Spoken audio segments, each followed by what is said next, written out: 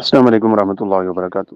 سوال ہے وضو میں زیادہ دیر لگنے کی وجہ سے اگر کوئی حصہ خشک ہو جاتا ہے تو وضو کا کیا حکم ہے؟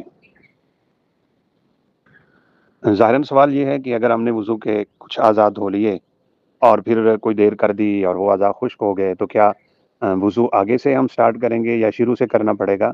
تو غالباً یہ سوال ہے۔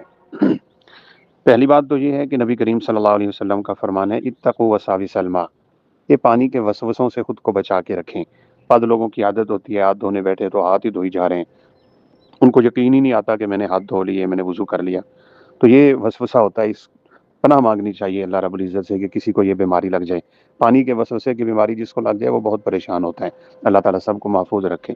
دوسری بات یہ ہے کہ وضو میں اتنی دیر لگانی نہیں چاہیے، وہاں بیٹھا انسان ویسے ہی گپے ماری جا رہا ہو، آدھا وضو کر لیا ہے آدھے کے لیے، یہ تو عبادت میں ایسا نہیں ہونا چاہیے۔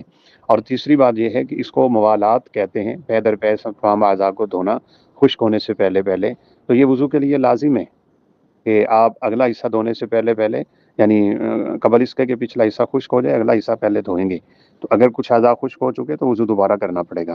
اللہ عالم۔ السلام علیکم ورحمۃ اللہ وبرکاتہ۔